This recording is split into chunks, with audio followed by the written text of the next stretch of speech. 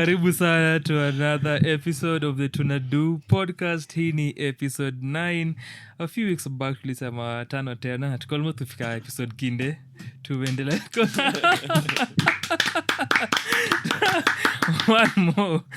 One more to go tufike 10 episodes of this podcast. Kama kawaida, asante sana for listening, asante sana for checking us out, asante sana for tuning in to another episode of this podcast na kutupatia support yako na your listenership na your engagement. Shukran sana.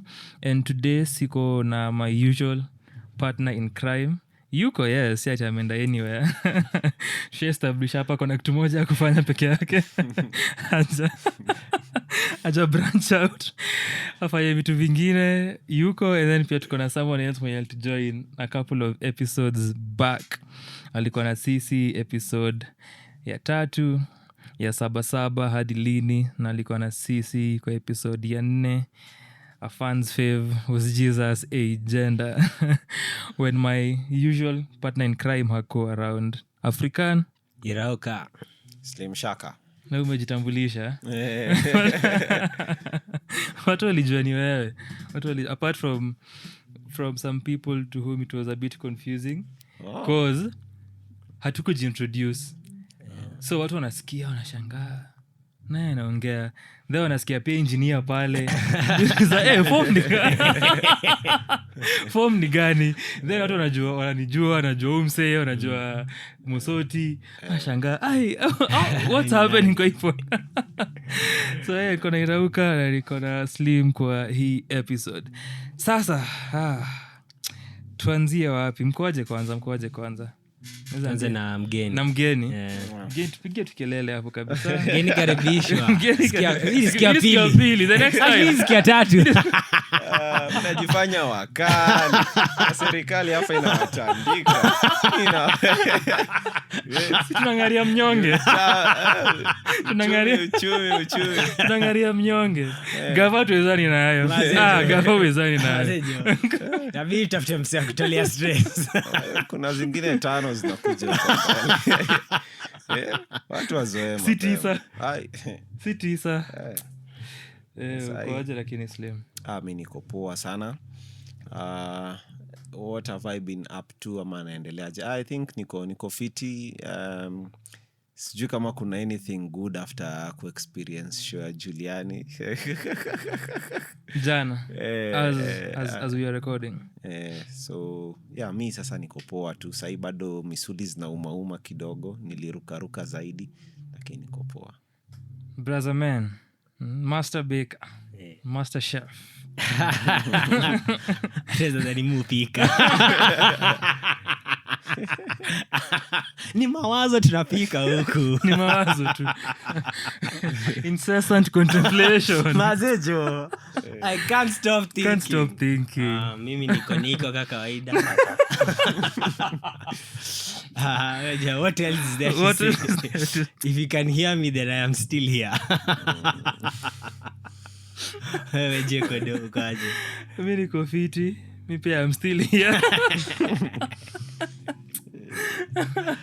I also still here, or maybe by the time unasikia hii episode maybe nimededi. Huwezi jua because kuna hiyo gap by the way between sai and then. Inakonga Bloom mention yao kusikia hii kama umeshadedi. Yuka so inakonga such a disembodied feeling kusikiza an episode like later on. For example, ka leo nilikuwa nasikiza our discussion on the list ilikuwa ile ya Kenyan rappers. So like hata vile tu besema hiyo comedy nimeimagine tu sana nikisikiza later comedy I'll be like nilikuwa hapa akisema hata comedy na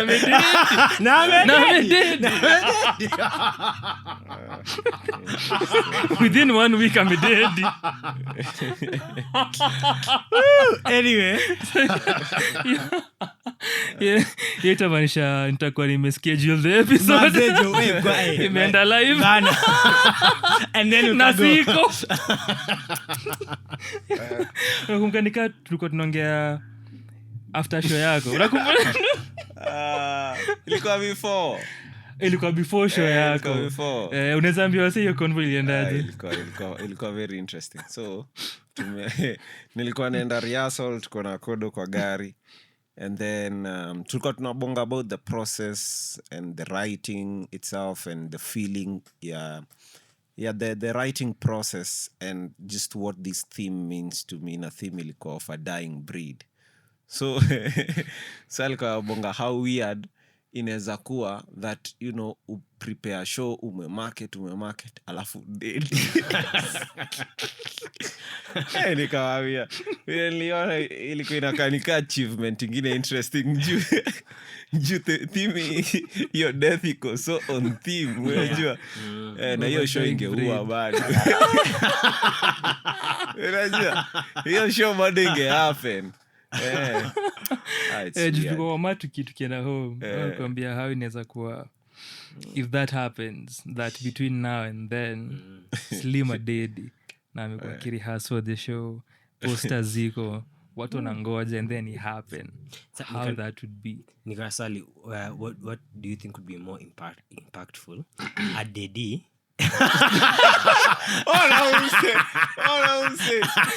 before the show ama after the show? Given the titling of the show, unajua ni kwanza imagine immediately after tu hivi yo nakwambia Daud yo sasa kitukua ni amta experience yo jumisi dedi sahi. Attack you daddy Slim, attack you daddy. Labda niende dedi Brazil. What too hard. I have to spend some time alafu at the beach. Your body coming back. Inaweza kuwa mbwa. Unless if it's a situation of wewe kujimada kwa maji mahali vile imeenda and your body kose kupatikana. Because nimefikiria story ya Brazil, nimekumbuka kuna book nilisoma ya Barbara Kingsolver, the same author mwenye aliandika The Poisonwood Bible, and so kwa her other book called The Lacuna, that's the sort of story ya huyu boy mwenye aligrow up around your area, and then there's a way in which alienda, was it to America, and then years later sasa as amegrow, amekuwa pia someone mwenye anajulikana kwa right yake, amekuwa writer, anarudi back to your place yenye aligrow up akiwa mtoi, and kuna particular place yenye alikuwa anachezanga na get into the water, and then ni kama a pathway and a passage that you get into and una disappear as you go deeper into the waters, and then you come back and resurface. And hivyo ndivyo alikuja kujimada later akiwa older in that same place, alikuwa na playingi hii game yake akiwa mtoi. And so nimefikiria tu hiyo image sahi because ilikuwa around area ya South America and that concept of the lacuna, na hivyo ndivyo mwili yake ilidisappear na ikaenda. Tumeanza morbid. Tunafanya confront mortality. So moving from that, hata nikataka kusema interestingly tumeanza kuongelea kifo juu as I was on my way here certainly no I'm saying like relaxing, man. You need to be surprised. Oh yeah. Sasa you need to be surprised. So on my way here nilikuwa nika happen ku open Twitter, nikachikia apparently ule mse ameimba nini napenda bangi. Sinamjua? Unajua yeye ni kama gani? Kama upende bangi wewe ni mtoto wa shetani. Amegenya. Yeah, apparently but suicide. And ni Just Imagine Africa. Yeah. Do you remember? By suicide, no. It was a banger. Hey. It was a banger in a bang. It was a banger. By suicide. Just imagine. Yeah. Ilikuwa tu random tu nikachikimsea amesema can you imagine this person. Kwani and people be sharing.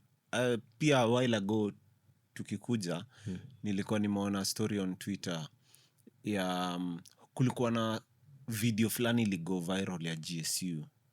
Kulikuwa na vijana fulani walikuwa wamegraduate GSU, alafu kulikuwa na walikuwa wanabonga shengo wanakaa vijana tu wa hood wakisema raia sasa mtakipata. Unakumbuka? Akiambia wasee, kulikuwa na uchali mmoja alisema sasa sisi ni red beret, mtakitambua raia, mtakitambua. Hadi hiyo video iligo viral, hadi wasa wakaambia gava manze umse anaenda akona a lot to settle na wasee mtaani. Umse ni weapon. Manze hadi iligo so viral hadi akakuwa recalled back into training. So wasa walikuwa wana share aligenya a week ago actually. So, na hiyo video iligo viral lini? Last year. Na akigenya aligenya self deletion ama something else? Just illness, but wasa walikuwa wana share mostly, wasa walikuwa na a lot of opinions. Wengine wakisema hiyo ni karma, juu umse hata ungefanya nini. Kuingia hiyo space ni kuna kitu alikuwa anataka kuprove, na maybe labda iko na a lot to do with power yenye makarao wako nayo, to a point tunakuwa ni kama tu subjugation of some sort, yeah, so much that una desire kukua in that position of power, ndio pia we ujue what it feels like wase wengine wakikuwa inferior to you, yeah. So mi nilikuwa nafikiria hiyo nikicheki hiyo story, na wase walikuwa wanamjudge sana, but I don't really think labda necessarily alikuwa tu mse mbaya ama mse mwenye alikuwa anataka kuhamu wase. Ni kijana tu mwenye alikuwa so excited about finally being in a position of power, penye naweza ambia raia kitu na ati ku exert power. And one thing mufikirianga ni how social media imechange how we mourn, how we engage kwa discourse ya death. Juu tukitoa the element of social media and the internet, the way people wangekuwa na receive hizi stories meshare ingekuwa very, ingekuwa unge mention ati nimechikisa on Twitter, ingekuwa imekufikia through a different medium, either kwa news something like of that, amsi akwambie kuna history ilifanyika nilisikia through this. And the thing pia with if ingekuwa kwa mainstream media na ni kwa news or kwa radio, unless kuna watu wa hizo localities wameulizwa their thoughts, yes. Hakuna hiyo immediacy ya watu kushare their sentiments, and how that also affects how you view and feel towards the news and vitu kama hivyo. It's imechanging sana how tuna have hizi discourses kuhusu kifo. That is very interesting because initially ilikuwaga manze that's life ama that's death ama that's sad, unaona. Haikuwaga ile feeling ya mimi niko na opinion kuhusu mse alinifanyanga hivi ama hivi, to a point saa hizi mse akidedi ama mse akikuwa ana ask for help on social media, especially X now as it is called. Oh yeah. Uko shanga X. Go updated. Sasa ni KOX bana. Unapata wasa wanaanza ku bring back tweets zenye ali tweet 2018 2006 2016 unaona. Kuna dem fulani alikuwa amebonga kuhusu how alipata illness hadi mdomo yake ikaenda to the side, unaona, and slowly she's recovering and she's asking wasa muombe. Alafu mse akapula tweet manze. Mse akapula tweet from I think ni 2018 udem akisema ati I can't date broke men.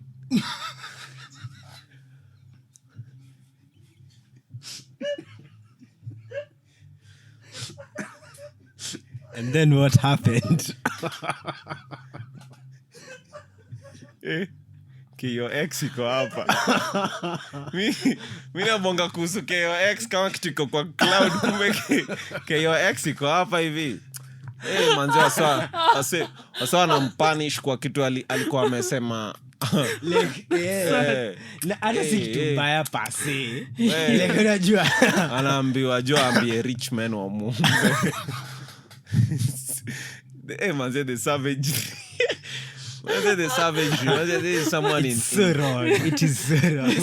There's someone in so much pain. You know what it takes for you to get so ill until your mouth changes direction.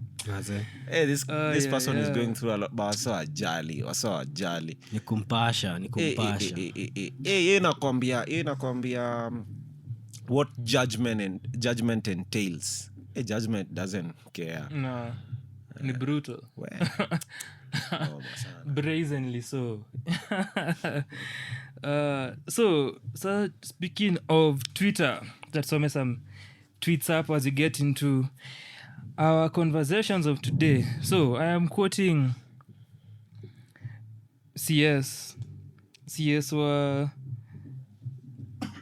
industries is something investments, ITI, investments, trade and industries. Mnajua who's the CS? Do we even have a CS for engineer? trade? Unajua Sile raia Labda sinani because mwenye anakalia kwa hiyo ofisi ni nani? si CS. Wale si CS. So the right honorable Moses Kuria. So hizi ni tweets. Unajua alikuwa kusema Moses Kuria because I didn't think this any other CS ningesoma tweet yake. Niendelea. So hizi ni tweets zake that nataka ni sobe. So this is the first one is from the 15th and this is after Ngata. The day following the announcement ya Ngata kwenda juu. Na hii announcement walifanya public at 10 something pm huko, ilikuwa magizani 10:30 something. Kwa juu Ngata ni gede. So on 15th, so the day after, so this is Friday, anasema global crude prices are on an upward trajectory. For planning purposes, expect pump prices to go up by 10 shillings every month till February. Yeah. Then on the 16th, akasema, I repeat. Kambuski. Mrant, I repeat. Petrol will be to 60 Kenyan shillings by February. And El Nino is coming in 3 weeks that will last till March. These are global and climate change driven. Responsible leaders ought to tell the truth to prepare the people. You can throw stones at me all you want. So that's on the 16th. And hiyo 14th walikuwa wanafanya reflections on a year ya the Kenya Kwanza regime. So alikuwa on Citizen hiyo that night or the one before. And then kuna response hapo that nilicheki kwa hiyo tweet nimesoma from Miss Rono. Alisema, as a leader it's wise to give some hope once in a while. For example, you could tweet in this manner: we hear your concerns about fuel prices and are committed as government to finding a sustainable solution as soon as possible. Then on the 16th still, Isani at 9:30 p.m. The previous one was 12 noon. Alisema, the foremost problem in our country is that only elitist agenda gets to the table of national discourse thanks to lazy media and idler KOXs. I agree with David Ndii. Let's also talk about people who sleep hungry and when they rarely get a chance to eat, they can't get a toilet to excrete in. It's more important than your Uber and fish fingers. Kuna maoni? Abusome tutia mwisho tena. Yeah. The foremost problem in our country is that only elitist agenda gets to the table of national discourse thanks to lazy media and idler KOTs. I agree with David Ndii. Let's also talk about people who sleep hungry, and when they rarely get a chance to eat, they can't get a toilet to excrete in. It's more important than your Uber and fish fingers. So curiously enough so anajaribu kuimply hii story ya kulilia gede ni nini elitist. Anajaribu kusema yeye peke yake ndio ana care. Because he's like, you know, KOT mko so excited about this and that. I'm the only one who cares to tell you that, you know, brace yourself, this is coming. Shit is hitting the fan. As if KOT doesn't even speak about, you know, important issues, and if the media and KOX spoke about these poor people finding it hard to get a place to drop their feces, their issues would be addressed at you know, the important spaces. Everyone knows those people don't care. They completely don't care. But it's evident everyone just knew, you know, that ministry was going to have a problem the moment. You're the person who's there. Yeah, from the moment. I mean, kila mse Kidogo acha ni play pia another Clip. Ni yake bado na hata niko sure maybe mmeisikia ama mmesikia the sentiment somewhere. Sasa naona wengine wanashinda kwa Twitter kutoka asubuhi mpaka jioni. Gharama ya maisha sio ni upumbavu. Kushinda kwa Twitter kutoka jioni mpaka asubuhi kutoka mpaka jioni itakusaidia namna gani? Jamani, wale vijana tusiingie kwa hiyo line. Kenya haitaendelea kwa kuweka sufuria kwa kichwa. Sasa ukishinda kutoka asubuhi mpaka jioni, bei ya mafuta imeongezeka, si ujipe kisima yako. Dunia mzima tunajua bei ya crude oil. Chimba kisima yako kuna sema nilikuwa nataka kuita huyo mseji na fulani nikakumbuka watu sahii wanahandwa. HCS takuwa overdying breed for real. HSC Wanjiku ni Wanjiku ulicheki Wanjiku alibambwa. There's a KOX influencer anajiita HSC Wanjiku. Very popular influencer, ni wasenya aki-tweet something inapata hundreds of retweets. Ali-tweet something about Gashagwa planning to kill Ndii Nyoro, and then akafuatwa akashikwa. Sasa ndio tunajua kumbe Wanjiku ni chali. Wanjiku ni chali bana. Na hapo kwa nini manze akona everything about yeye ni, you know, it's a female, even ana present hata the profile picture is female, even the way ana interact now, say it's feminine energy ama feminine vibe.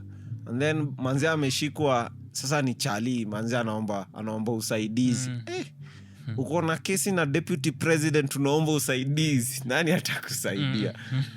Kanifanya nikareconsider sana.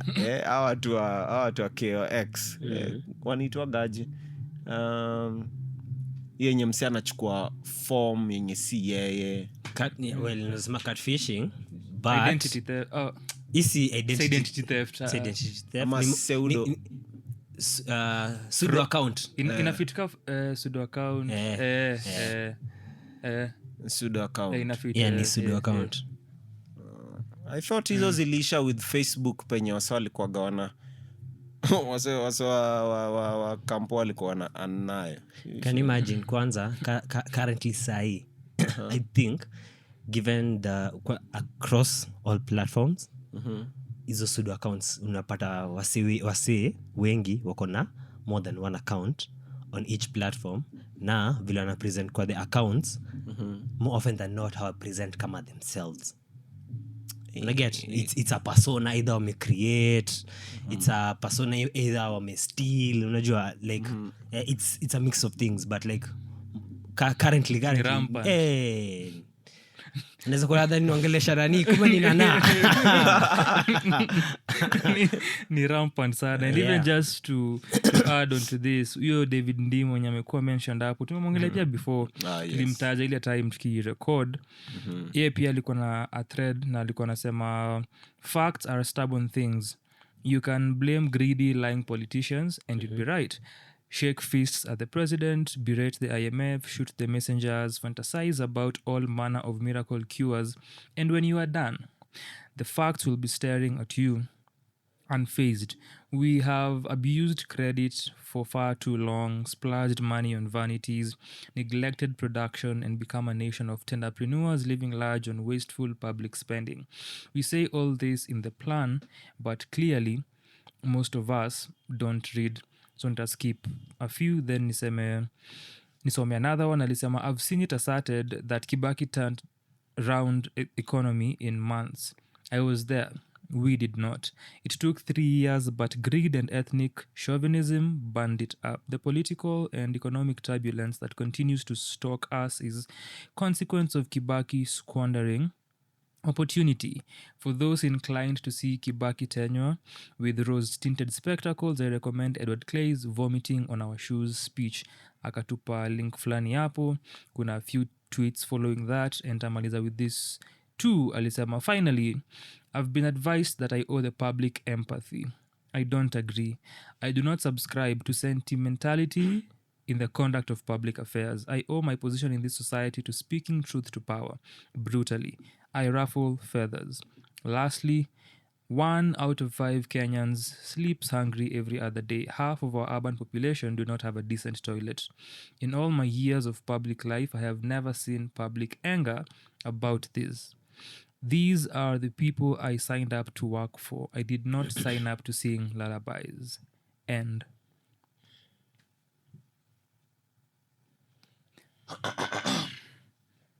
Kuna maoni Rauka?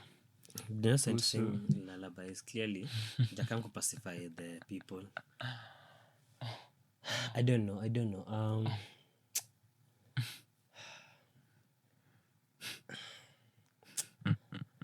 every time tunaongelea hizi mavitu it's not that I don't live in Kenya, I do. Ni vile more often than not nikishaenda mtaani ni decide siingi KOX decide siingi X kama siingi X I won't know what is happening in the country unless maybe wale wasenaka nao wa mention na in that na the only other times zile mu interact na tseme the world of Kenya ni when ukishatoka tu nje ya Kenya tu hivi you cannot not interact. Like kama hiyo story ya Moses Kuria kuna keki nilikuwa na deliver is it Saturday yeah Saturday so dere tukiongea ika come up to as goes without say vile kamesha vile nikamchoa sijui kulicheki vile Moses alikuwa anasema vile ngati itapanda hadi Feb anasema hadi nilienda nikampasha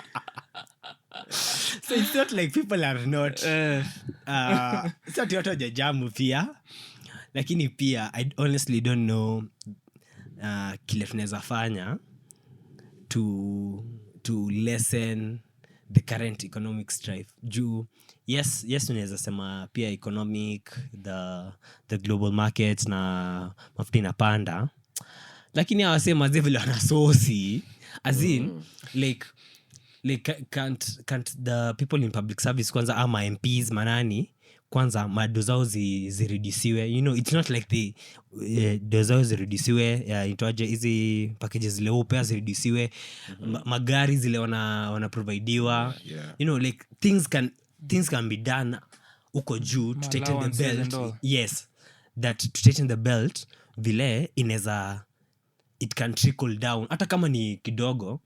I think it would go a long way ikisemekana like across the board, sijui MPs, governors na nini salary zao zimeredusiwa by like sijui 10 ama 15%, and then your do inaenda hapa hivi kusaidia now the overall GDP of the country na shika hiyo.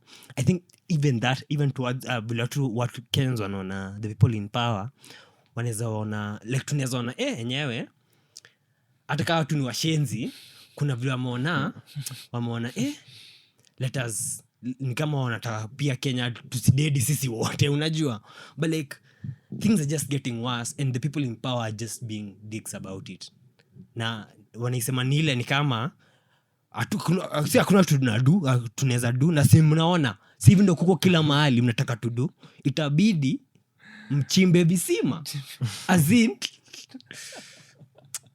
mchekuka Twitter bana. Yeah. It's insane.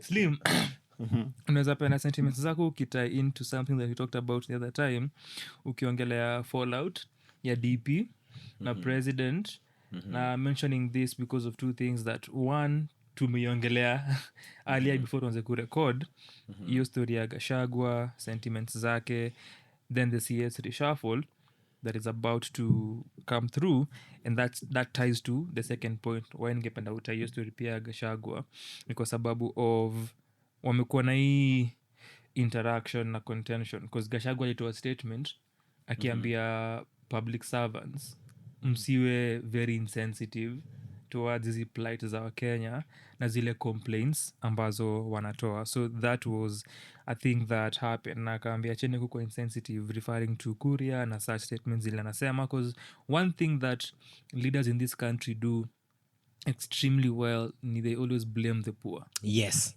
They always blame the poor, na wanatochianga hiyo burden ya actions zao. So unaweza changia. I think pia kitu fulani tumeona a lot with our leaders and our politician is they best play the populist politics. Yeah. Kila kiongozi anatafuta ile issue yenye anafeel Wakenya wanaiconsider very sensitive, and there are these other leaders who are not handling it well, and then wanaikimbia wanaiongelea, unaona, with the view of getting more or better political, mileage from that. Yeah, we've seen this before, and consistency ya Gachagua in this imekuwa very very visible. Tunakumbuka there was this time ya Gachagua versus the Nairobi governor about transport, yeah, and the governor really anajaribu kufind ways in which anaweza decongest the city nini, and kuna wase anafinya, of course, it's how leadership sometimes works. Gachagua anaona acha nibonge hii kitu wasa watanisikiza, unaona, and then ikahappen hivyo again. Also with ile issue ya housing, wanajua vizuri sana, they're using the housing bill, how they called it, as a means to really take from the poor, and then they just made it a contest between the rich and the poor. Tunakumbuka Gachagua akisema sisi hata tutaki kuguza wa maskini, tunataka tuchukue pesa yenye watu wenye wanapata pesa mingi, tukate hiyo pesa yao kidogo, tujengee maskini manyumba, unaona, nyinyi kama maskini, si unaona, hii ndio bottom up. Yeah, and we saw this, and pia niliona someone stating how the UDA regime had really planned this victimhood kutoka kitambo. They just saw the best way to really win the election was play a victim of Uhuru's Uhuru's government play the victim of this leadership that is constantly oppressed, Of the handshake. And everything. And then even after taking power, they're like, they hated us so much, they left us a government without money. Tena sahi, they're like, they hate us so much that they want constant violence and demonstration so that we don't really build this government through businesses. Hawataki tuendelee. And now we see them just giving it a different cloth each and every time. And everyone, even David Ndii, in all his truthfulness, he's very selective in the way he picks it. I consider him a cherry picker, because David Ndii, even Miguna mentioned it, he is in the Economic Advisory Committee of the Executive. He is at the position of telling the executive, we need not take a lot of money in terms debts. Let's cut our expenses. And we saw this in the in Uhuru Muigai's government, Ndii, because I follow Ndii very closely. He was giving the people ways in which, if only Uhuru would have listened, then his government would have been better. So he was telling them, this is how you need to cut your costs and not borrow. This is how you must do and not do that. And everyone was like, man, if only Uhuru had this man in his cabinet, Kenya would have been better. Yes. And then again, populists. Ruto saw that a lot of people believe in this guy. This guy seems very honest. So if I bring him in my team, then the economic hope will be realized. And then he is now sitting in the Presidential Advisory Committee in terms economic. And then he comes on to Twitter and says, we need to cut down our expense. Ni nini anasema kwa zile closed doors. And Miguna told him very honestly, if you are advising the president because you know where the problems are, you know where the economy is pinching, and you know we are at the height of falling economically, resign. Show us that the president is not listening to you. Just give up that seat as a protest, and that will send a message. But you can't be sitting there eating salaries, being a beneficiary of this extremely expensive, allowances, and then come and sit down with us and say, even Kibaki did this, Uhuru did this, and this government is doing the same. I'm only telling you the truth. I ruffle feathers. I ruffle feathers. It'll be like, so what do you want? We make you the president? Or what do you want? Manze, it's time that we just, like, hawa wanafaa kiboko wote. Mi nafikiria tukiongeleanga ideas around solutions and the way forward and the way of inculcating change. Tukiongelea ile episode ya Impressed tukiwa na wewe, we tackled hizo concerns. Na tying back to fuel, tuliongelea transport system. Yeah. Nakumbuka hiyo wiki ya the announcement, which is last week, nilikuwa outside kila morning, then naingia magizani, and it's something tumeongelea, just kuona asubuhi wase wanaenda wera, wase wanaenda nani, it's the entire country, majioni wanarudi mtaa, and then the following day tuifanye over and over again with the hopes that tunaweza achieve these personal dreams that we have, easy dreams that we have for our families, for our children, and for our nation. And to figure out how important of a pillar the transport system is in this country. Iko tied to sisi ku provide labor for the different communities and societies and spaces that we belong to. Now, if we manage to break down that system as a sign of protest, how that inaweza help and how tunaweza tie in the transport sector na ikwe this unified moment and front that tunaweza go with. Something imeweki happen in West Africa. Mekuwa na coups in different countries of West Africa. Niger happened, the most recent ilikuwa Gabon, na hiyo Gabon ilikuwa fascinating juu ilikuwa a few minutes after we announce the president kuika happen a few minutes after that literally. And West Africa imekuwa na a couple of this. Is that sort of revolt the direction of where this is going? Because Yepen is something that policy makers, policy strategists, watu wenye wanachambuanga pia political science, governance, and just general Kenyans wamekuwa wakisema that if this happens, kuna point unafinyanga watu inafika ni ndio tipping point and shit goes down. Is there a sentiment that mna feel that would be the possible direction that this can get to? Ama kunaenda jemshambiwa ngata inapanda by kinde Hadi Feb. hadi Feb. I think the most important question in Akwaga, to what end? Because desperation inafunguaga a lot of doors, and whatever door that opens, people choose to look at it as a place of hope. But tumeona these revolts for a long time across Africa, and previously it seemed like a way of, where hope or paradise finding us, but then consistently improve kukua not very reliable and not very honest. People can only hope, because even the countries zenye tumeona, look at Sudan, for example, with the coups that ime go through, even Egypt itself with the coups, Congo with the coups, with the coups.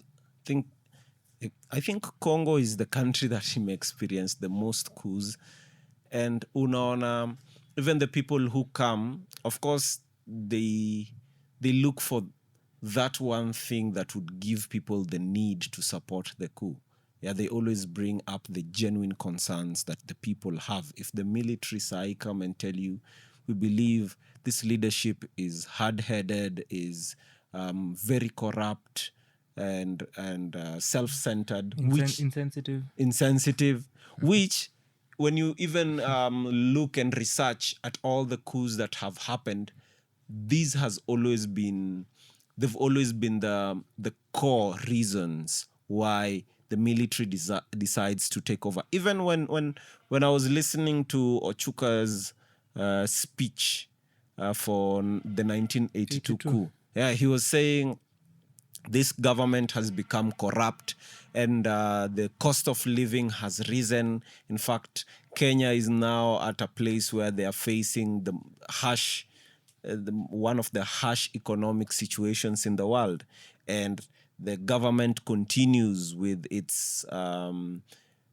enforcement in stealing, taking land from people and stealing money and enriching those at the helm of its leadership. But then when you really look at it, it was a matter of political ambitions.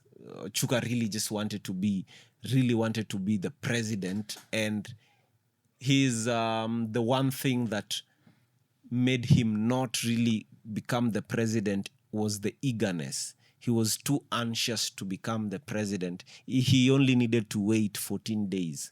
If he would have been patient enough to wait for 14 days, then more military bases would have been convinced that Moi's presidency is not deserving, and then Moi himself would not be in the country, so there would be no need for bloodshed for any reason, because all the military bases would now be in support of each other, so it would just be a smooth transition, just the way I think the Gabon people really did it. It's a matter of just being prepared. But I think where our situation stands is we are in a place of need, and there are so many hands stretching out to help. but we don't really know which hands are safe, which hands really care about us, and which ones just want to take advantage. And I think hapo ndio tuko. It's very difficult to tell where we will get help from. From the Lord above. I does look the up help into the come heavens. Kama Muhammad Ali, who could ever think that Muhammad Ali? Ilikuwa na wewe tukidiscuss how inaweza kuwa amazing if yeye kualign na Ruto ikuwe part of his ploy. Yani? You're having your conversation na someone, Muhammad Ali, the journalist mwenye aliturn politician, vile alialign na Ruto. Unakumbuka? Ilikuwa na that if ye kujialign na Ruto na hiyo gava ni part of ploy yake ku get inside and that all this time expose nini? Anawakia something. That would be dope. Oh my goodness, that would be dope.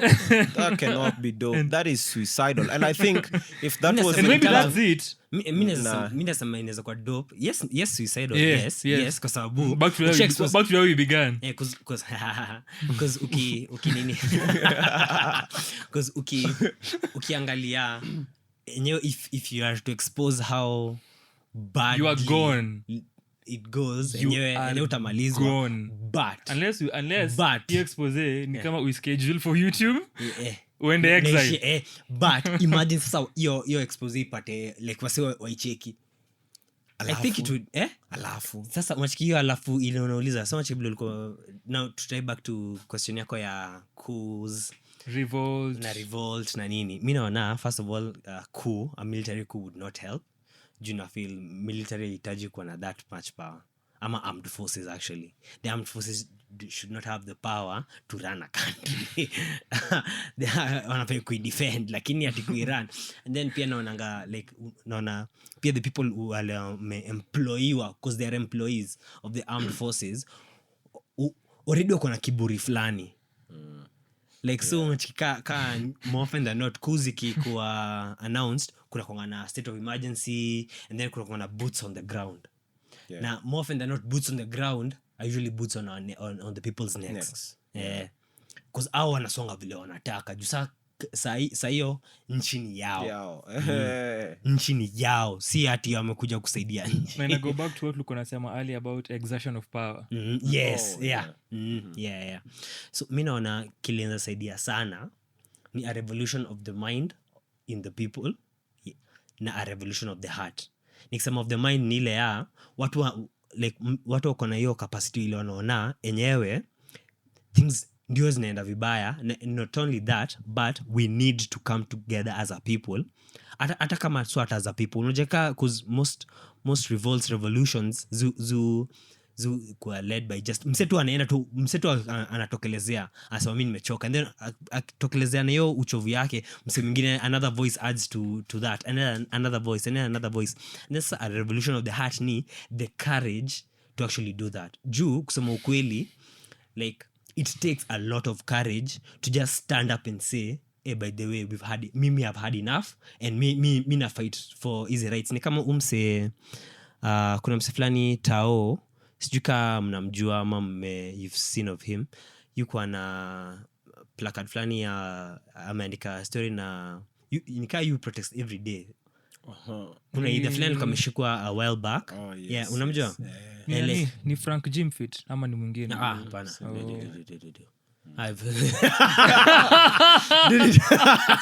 Sema kona accent ya Kikuyu. Basi. Sikia hiyo jina. Bana. Huyo si revolution. Yanaendanga kuongelea about maneno ya gym. So like cause one thing we also need ni your courage ya ku fight for our rights. You know, na ku fight to be heard. Na unfortunately the reason pia we need the courage ni kwa sababu standing up na saying enough is enough to get you killed. Nilikuwa niseme takes you straight to your grave. Yeah, or like hata naona worse ni unakuwa tortured and then unamadwa as in like na it's not like people have the capacity for evil a lot. We know this from Nyayo House. We know this from the Inquisition. We know this from, like, tunajua this from so many parts of the world, even from Kenya within. Na naona ka hizo story za Nyayo House na hiyo kuwa tortured. Mimi najua hiyo ni kitu ka our folks na older generation in the back of their minds, hiyo ni kitu kwa nayo sana. And it's something that tumediscuss na wewe. I think ilikuwa siku tulikuwa tunaenda, sio kama ilikuwa ile show ya Kim, but tulikuwa nayo kwa Uber. Alafu tulikuwa na discuss the British Gulag. Alafu kunaongelea your difficulty ya reading that book because of your experiences. Then amkapia tukiongelea Nyayo House na tukisema if you think about colonialism, if you think about Nyayo House, the Moi regime, these are very recent things. Yes. Yes. Very recent events and occurrences that zili affect watu, and these traumatic experiences are still there kwa minds za say.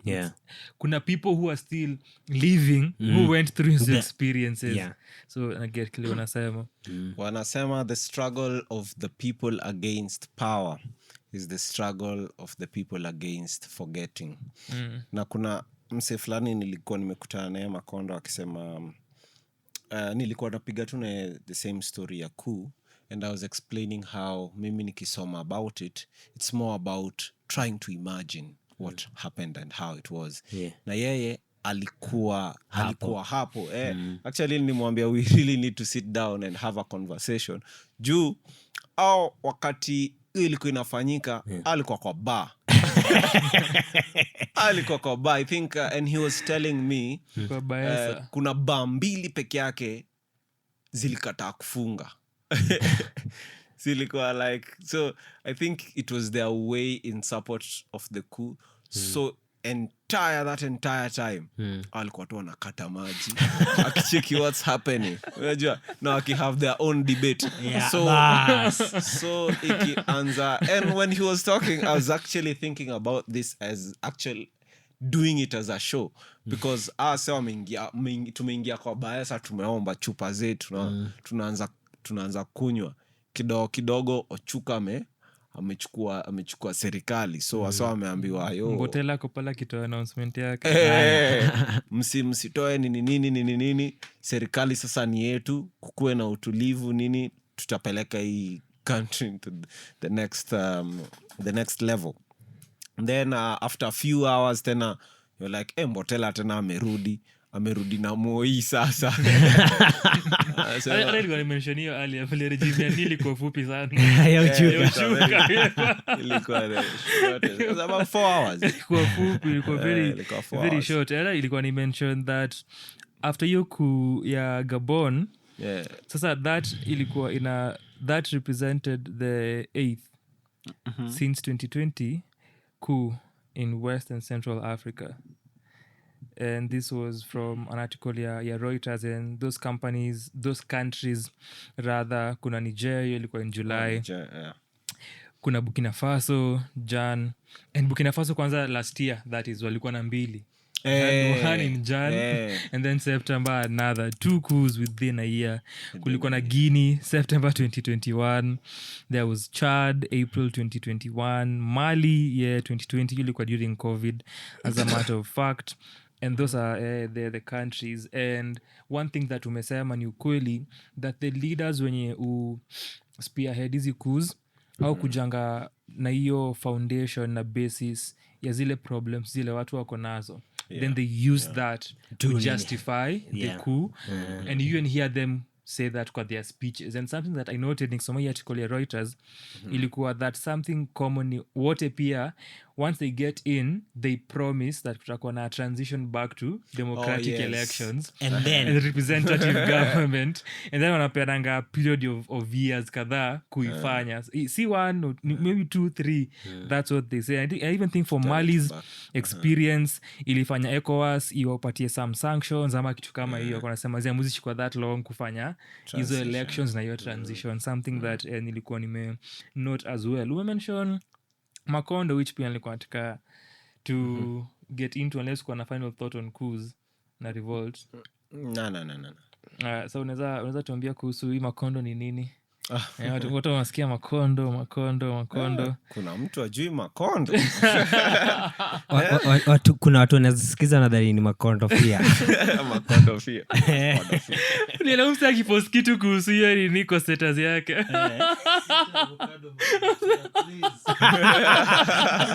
Very interesting that we mentioned na literally a few days ago. Msa alirant kuhusu kitu. Kwa nini mimi Macondo pia baby. It just rolls off the tongue. Very funny. That has come up.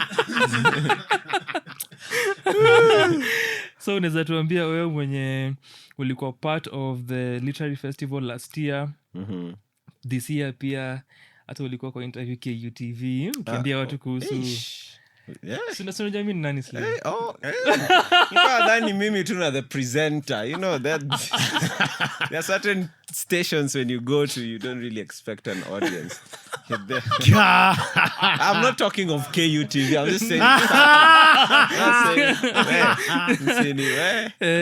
So Macondo will happen from Friday the 15th, yes, hadi Sunday the 17th. Hiyo ndo show Slim alikuwa na refer to, na pia alisema aliitaja pia akiongelea performance ya Juliani which ilifunga the festival. So unaweza ambia wase kuhusu this Macondo Literary Festival.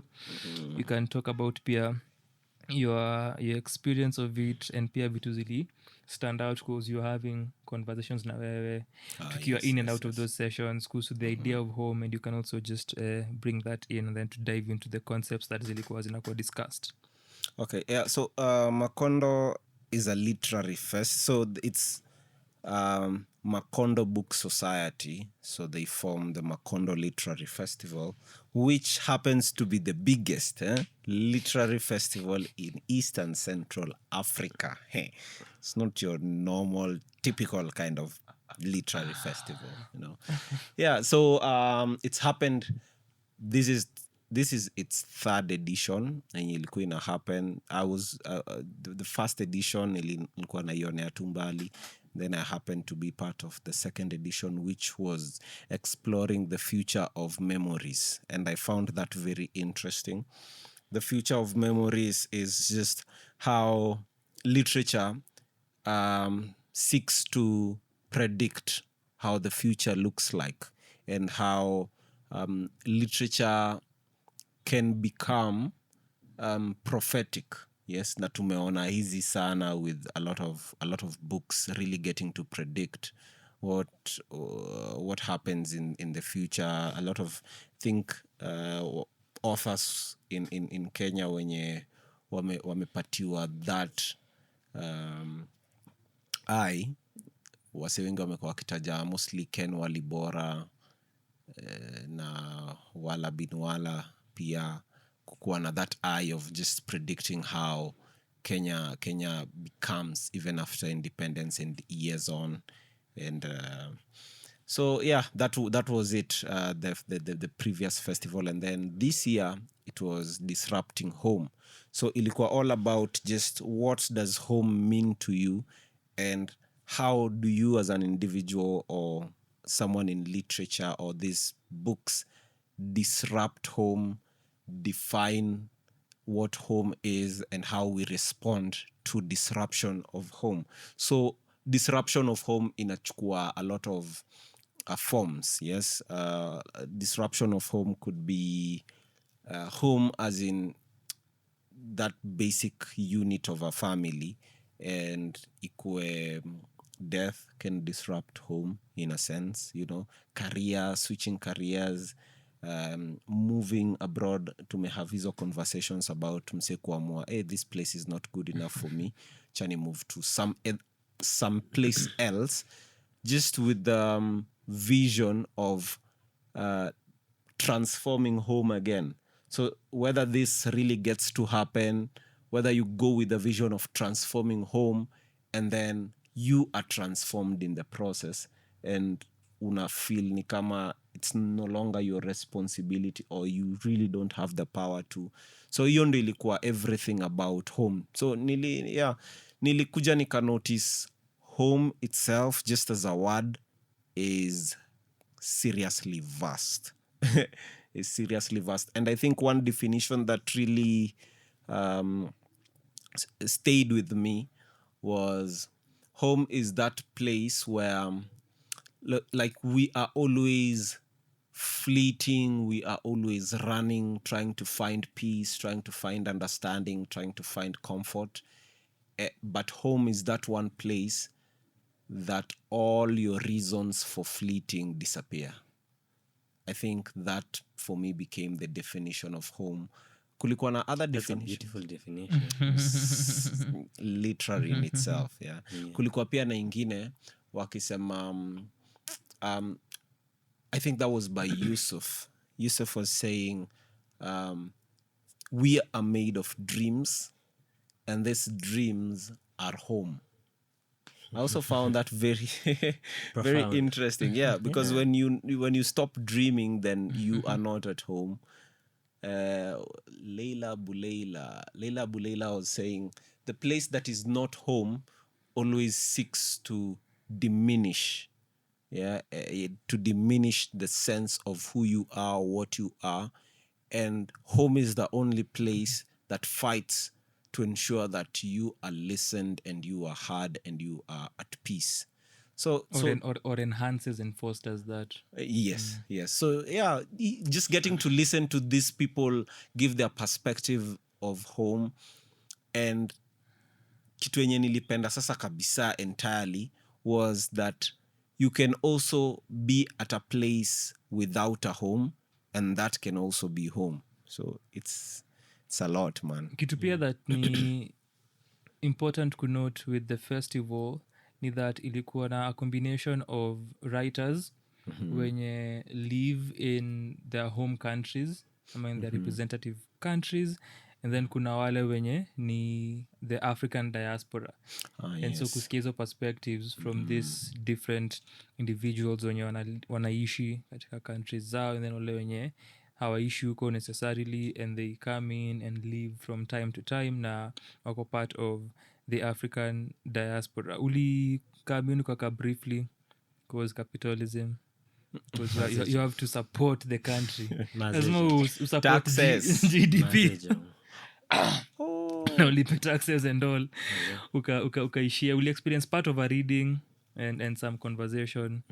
Any sentiments na pia generally tu kuhusu tu concepts za home? Well, can't remember verbatim, like Slim. Even mentioning the authors and the writers. Uji msa alikuwa kwa hiyo booklet kwanza, jina najua, lake man, liko najua, pale. man. Workshop facilitator. Nafaa ni post hiyo kitu Hey, bwana. workshop facilitator. Bana jo. But the little interaction ili have na the authors that were on stage hiyo the opening night, nilipenda kuzo waliulizwa how they disrupt home, how their novels ama their writing causes disrupts the concept of home. Nilipenda the dude mentioned music. Hiyo ni Kalaf Epalanga, Angolan. Napenda music. Nilipenda the author pia bila mention moving and how like home, the idea of home changes like over time with motion. Tuseme if vile alikuwa anasema tuseme unaishi umeenda UK kustudy, then ukirudi tuseme Uganda, that's your home. Ukirudi like nile umerudi home, then umerudi tena UK, sasa umerudi kufanya kazi, then umerudi Uganda, umerudi home. Lakini sasa ukienda UK tena si bado unafanya kazi, unaishi, by that time you've been away from Uganda longer than you've been back to Uganda. So ukienda Uganda, so ukitoka Uganda, as you're leaving Uganda, they'll be like, now are you going back home? You're going back home. And then nakumbuka hiyo. I love that. And then ile at that point unajiuliza, but I am home, kwani mnanifukuza? And then but then ile but like haujaishi huko for so long, you don't even identify with the things that are Ugandan per se, so like you identify with more of the UK than with Uganda. Yes, you're Ugandan and nini, but at that point in time home is UK, lakini pia ukiwa UK home is Uganda. Actually, pia yeah. I've experienced that with friends na people who I know wenye live abroad Yeah. ama wamekuwa abroad for a couple of years. Kuna kuanga na hiyo situation ya when you come back to your home country na umekuwa away for some time, una feel your disconnect between hii place yenye this is your home ama umegrow up in na umeishi for a long time as compared to kule umekuwa. And then pia kuna ile fact that ukiwa huku pia watu wenyewe pia wana feel huyu si mtu amekuwa huku around, and we have that thing as human beings kujua watu wenye wako out of context in particular environments, unasema au si msewa hapa si msewa hapa. So nimekuwa pia nikisikia hizo sentiments na hizo feelings from watu wenye najua who've been outside and then wamerudi, kuna hiyo disconnect here. Okay, Actually, in home, yes, but and then another thing ingine ilo alimention na home ni the author ule alimention about home being a place where you can, like home is a place where you are recognized as opposed to UK. So akasema kaa vile alikuwa ni nani, Leila Abulela. akisema vile alikuwa alisema kwa nini akusema I can't remember the country alisema they're from, Ni Sudan UK. Sudan. So Sudan UK. so yenda alikuwa naongea the French one alisema alirecogniziwa. Huyo ni Hemley. Hiyo ni Hemley ndo the Cameroonian. yeye ndo alimention about recognition. Ile akiambiwa you look like your mother when she was young. Yeah. What are the odds? And you can never hear that outside of your home country. Yes, Nah. exactly. You can't. Hawezi. Nah. Hawezi. Yeah, manze, that Yo, that that was is street. yo. That's Na stuck alikuwa- with kuna nilipenda vile alisema at first alikuwa tembea anasikia mtu anamuita jina mamake. Anashangaa nani huyu? And then akasimama na msaka kuja akamwambia by the way kwanza from the hata nikiangalia tu na nyuma nilikuwa na so sure it's your mother, you know. And it's from the back. Yeah, So you know. Ni kama sijui kama unakumbuka from story ya Aminata Foreigner jana during session yake na Mshai. Sa Aminata alikuwa anasema alikuwa kwa hii experience, alikuwa na drive mahali and then akaencounter Karao then wakaanza kuinteract na the idea, the objective ilikuwa chai. Ndio. So wanaongea and then kuna mse alipita and as alikuwa napita akaanza kucheck nini na happen kwa hii situation and then umse akaambia Karao, unajua huyu ni granddaughter wa so and so. That changed everything. Yeye na hiyo idea yake na lengo lake la kutafuta hongo ikabadilika. Vile alikuwa namuongelesha Ikabadilika.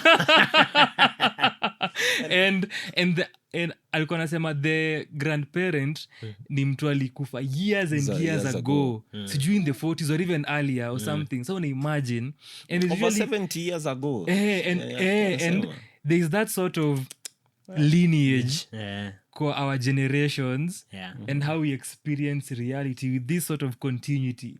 But tunaweza kuja uambie mseni kana imagine let's in the next 100 years tukue in some way ile place tumeweka historia na significance ya the Kenyatta zipungue ama yuko imedecline and I'm imagining a grand someone of that family yako kwa such an experience and then mseambia Karao, wewe unajua huyu ni ako lineage the Kenyatas and how that will change.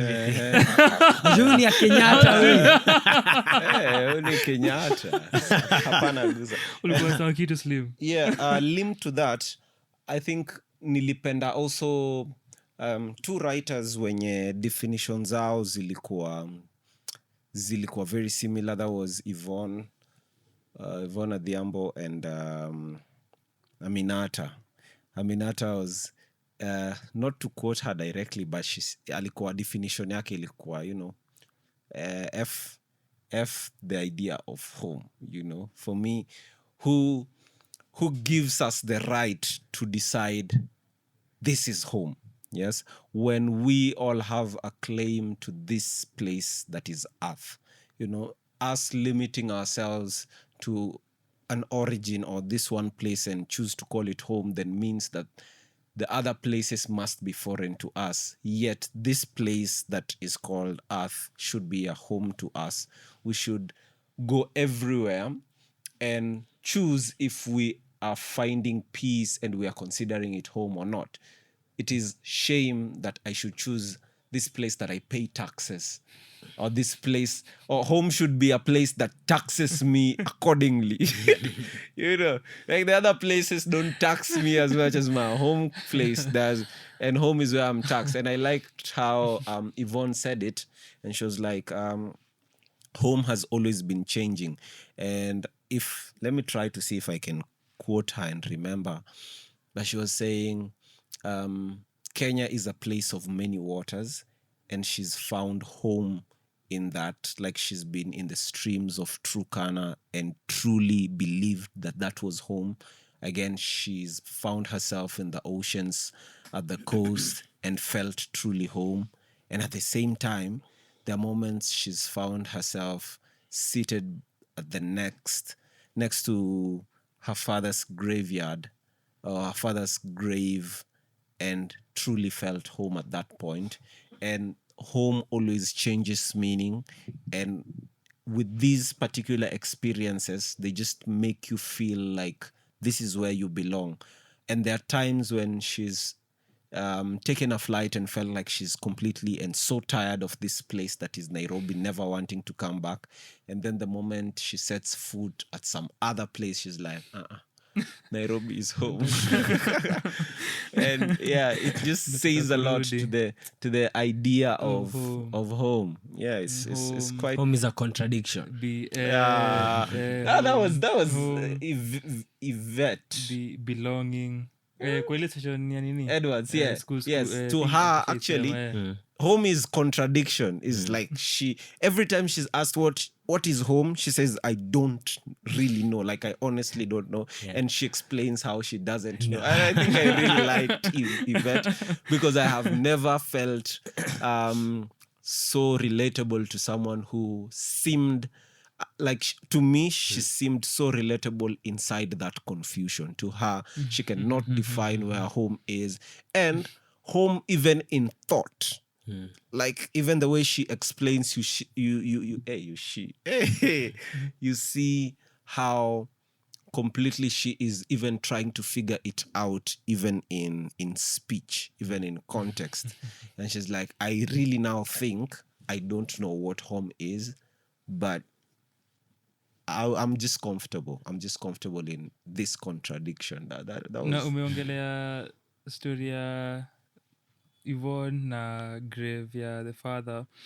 Imenikumbusha Jennifer Makumbi.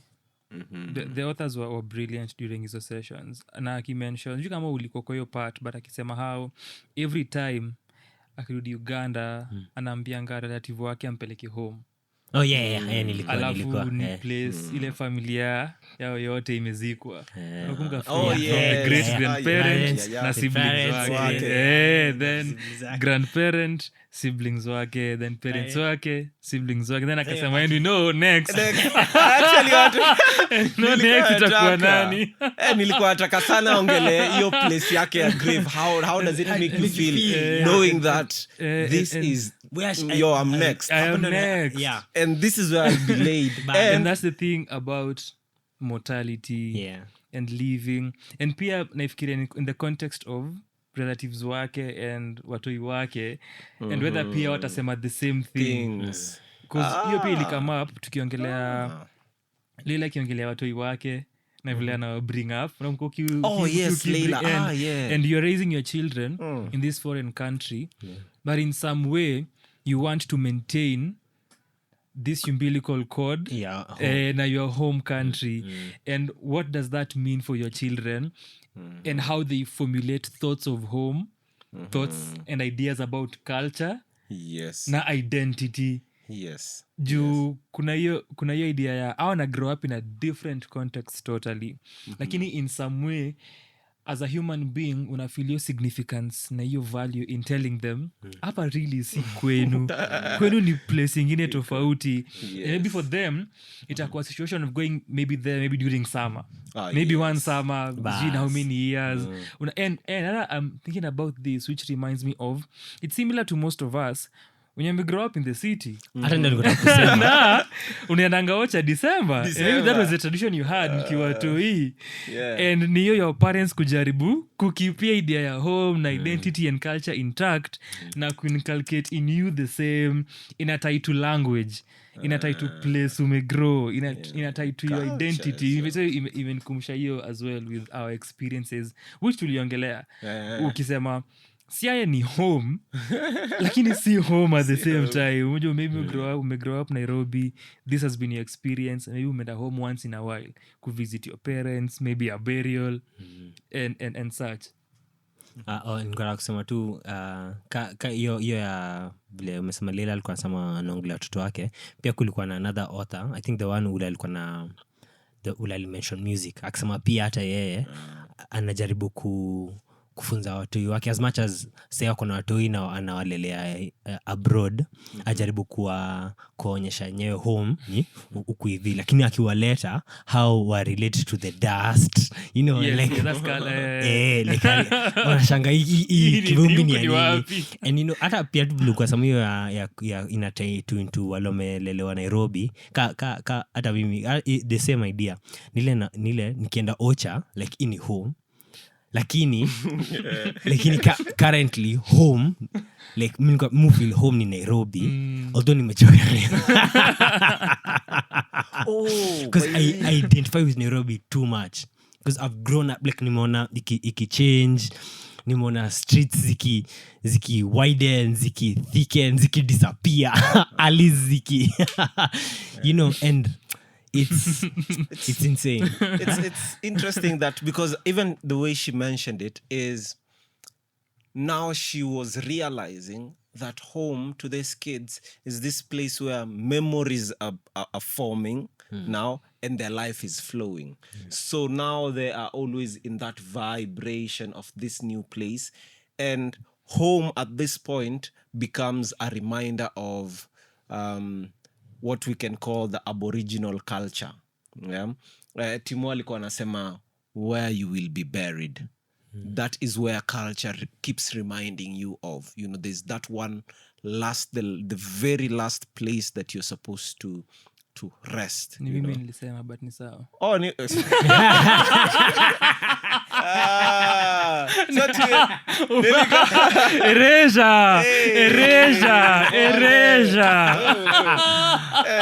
Cotton wax. Interesting. Okay. Basi Timo alisema nini kwa juu ile conversation gani? Jisa ilikuwa jana.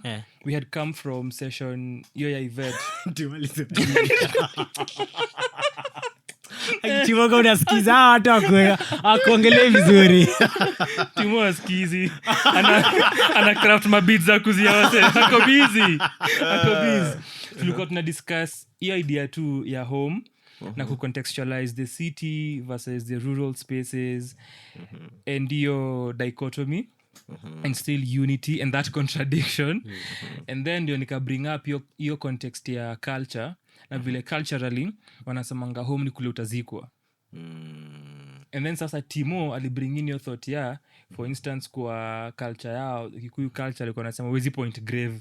Oh yes. Nakumbuka tuwezi sema ati tule tulimzika pale, you'll have to use other means to show that ni pale place alizikwa and what that means culturally and why that is the case. Check libalo. Na mdomo find a way. It was very interesting kuonyesha pia hiyo perspective yake akisema that in death the person is vindicated of basically all the crimes that they ever committed in their culture, and how different that was to say the Luo culture where there are things even in death they cannot be forgiven. Like what? Like suicide. Yeah, because for that's example, considered nini it's curse. Actually, if Taboo. yeah, Which there's a hiyo- hiyo- taboo and curse also. which hiyo nimeona it's a commonality kwa different cultures. Hiyo ni ya suicide. Because I think Like it's kifo, kuna the way they treat your body and they treat you that is kama different. because which is weird. the common way that used to happen was suicide, and I don't understand why people hated themselves this much. Why do you choose hanging? Watu wa kitambo walikuwa wakitumia hanging. It was very, very common. Ni It's kutumia- because it's also currently sijui kama my studies are correct, your but studies. studies zile nimesoma like the studies that I've read are correct. Proper phrasing is needed. Inasema like death by hanging is like, if done right, Effective. is effective like more or less like 100% of the time, and it's almost instant. Like haiko Asphyxiate. like ina kashu nini, and then unajua ikikukat cause ni your body weight ndio na gravity inafanya inakuwa tight haraka, so ati unaget Leo tumeongelea suicide.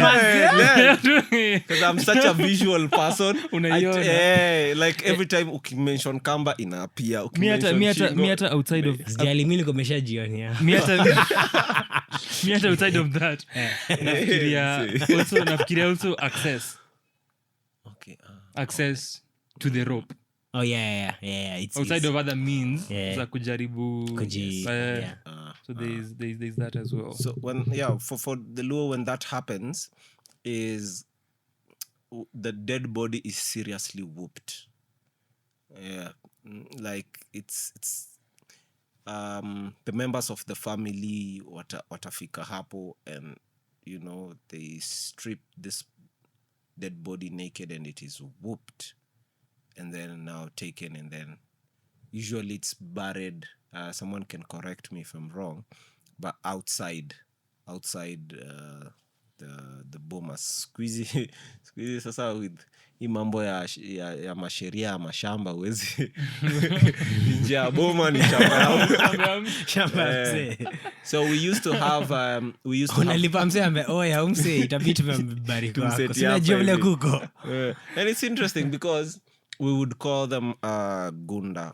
Gunda is a place of no haina wenyewe. You would it's where if you are banished you would be told to stay. It's a place, and gunda can be as close as just outside the perimeters of what these homesteads are. So there's always just a number of homesteads, and then they are encircled by one big fence or territory, and somehow that creates a feeling of home that it could be as small as just a shrub. There's just a shrub that goes round and holds these houses together in form of an arms of love.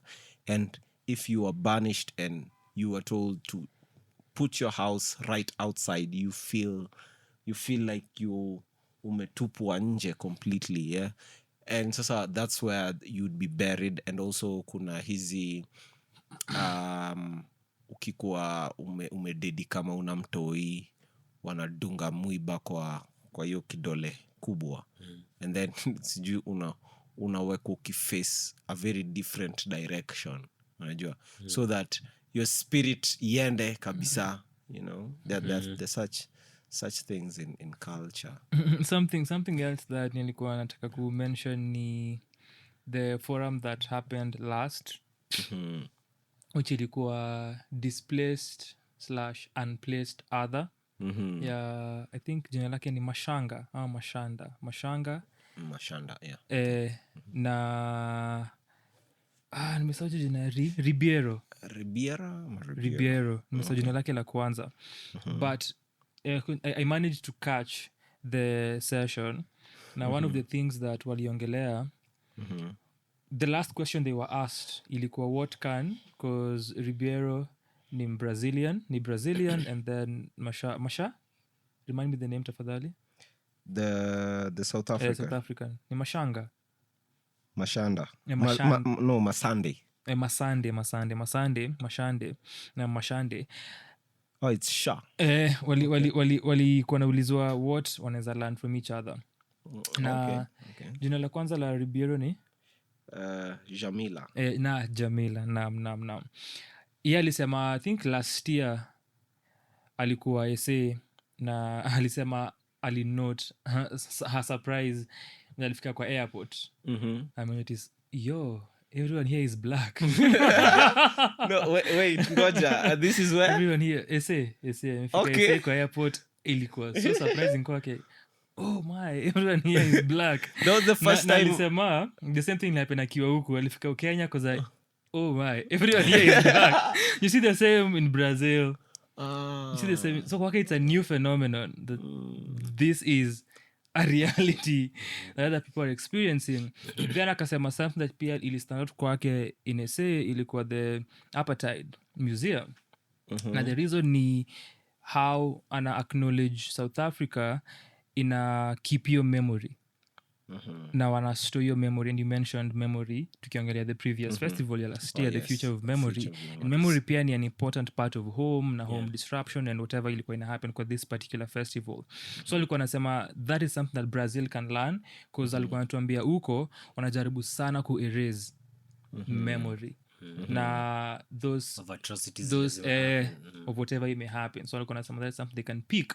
And then Mashande akasema it's a double-edged sword upande wake because alikuwa anasema there is hiyo keeping of memory and storing memory that is happening and people wanaweza jua kile ilifanyika and they can confront the same and know how to deal without it, but it's also for them a pain point kwa sababu those things are still happening.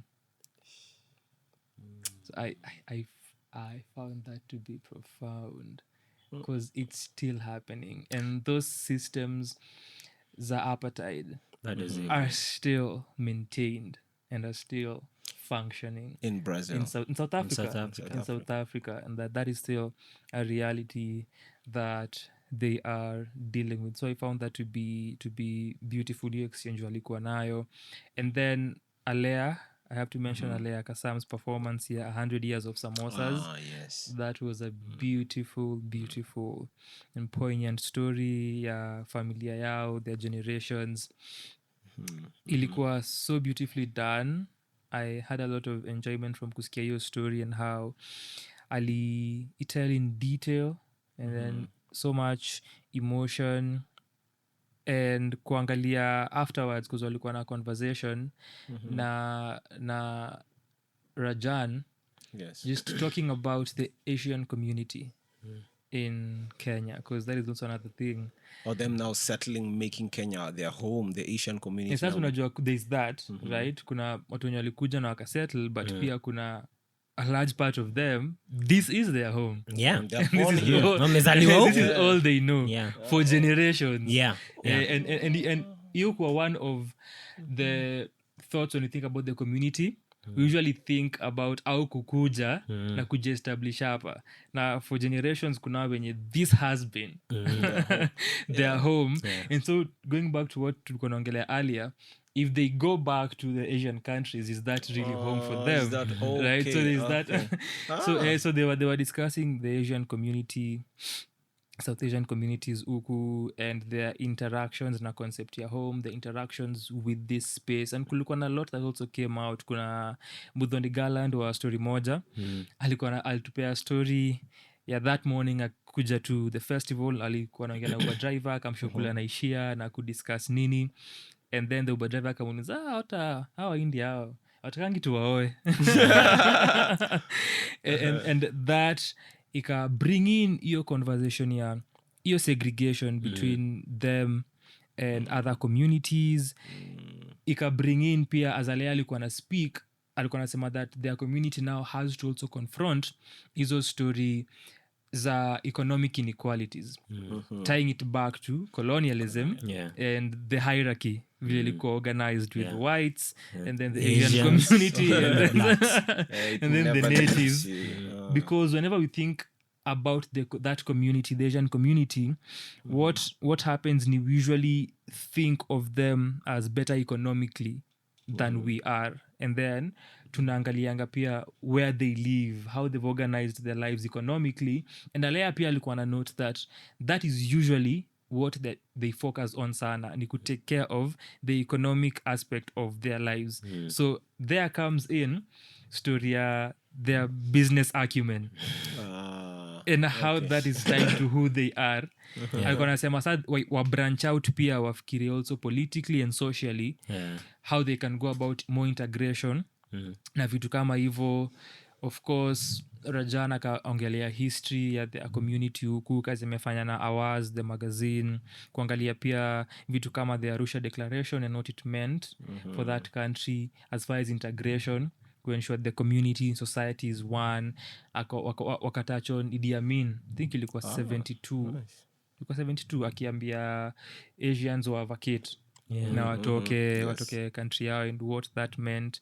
So I also loved that conversation and kule walipeleka. It's something also to think about, because also whenever we think about Kenyans who are tuna marginalize, hatuwafikiriangi because it ties a lot to the cadence of their interaction, because in as much as they can be this can be their home, and upate they were born here and they've lived here say 20-30 years even after, or some even have their fathers born and raised here, and then them as the following generation raised here, they are still seen as visitors, there was this one time nilikuwa na pitia tu Instagram, and then there was a lady who was having this are they TikTokers who just stop people on the streets and then ask them questions.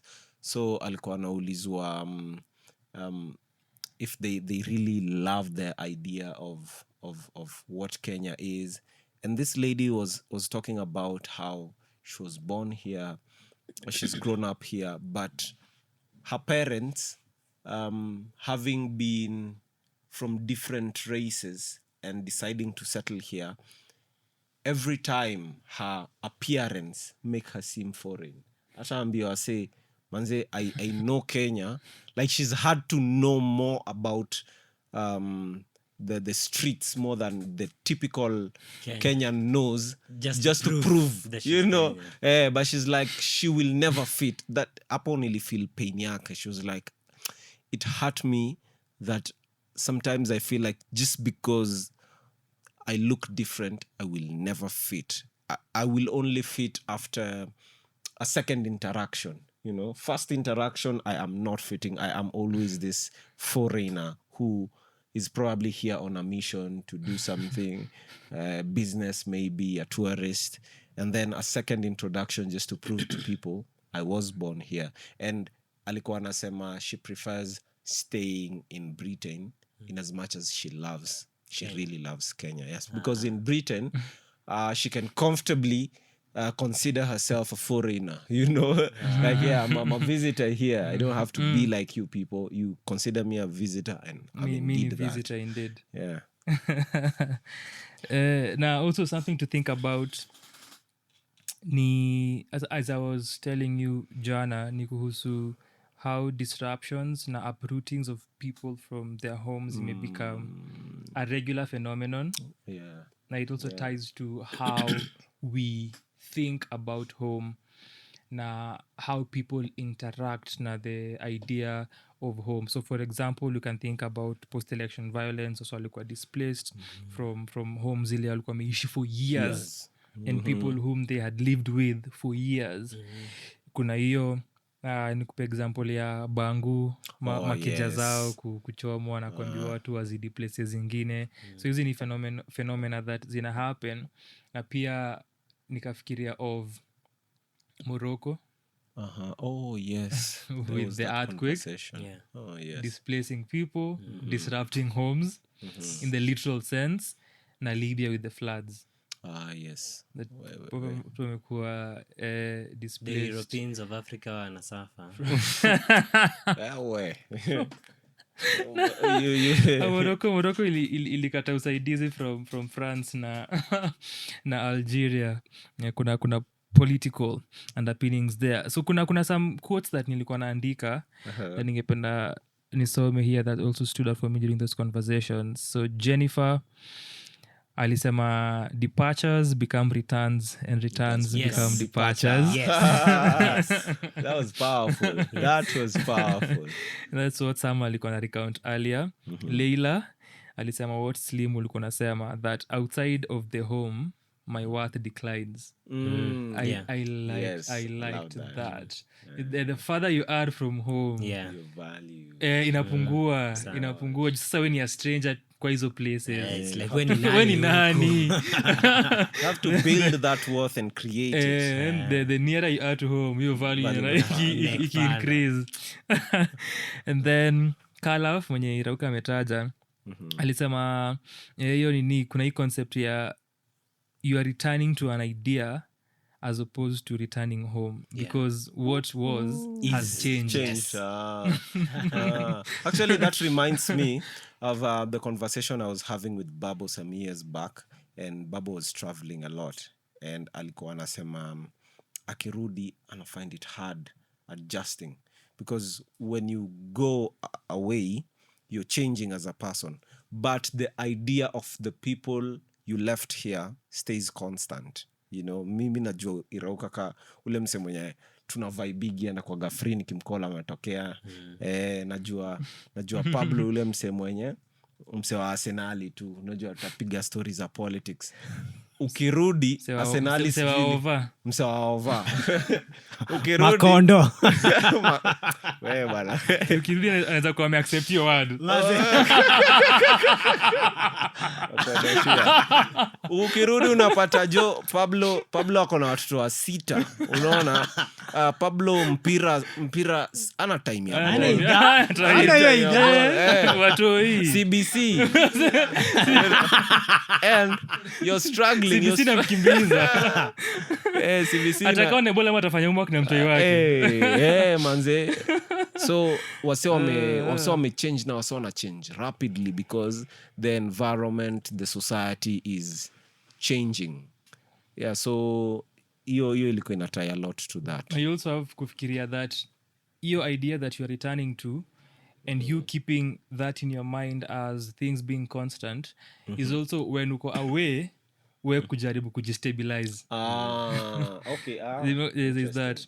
And then Yusuf Adel, the Moroccan, alisema on the question of what we can offer humanity, I will shift to what did we not offer humanity Interesting. Hiyo ilikuwa kwa session gani?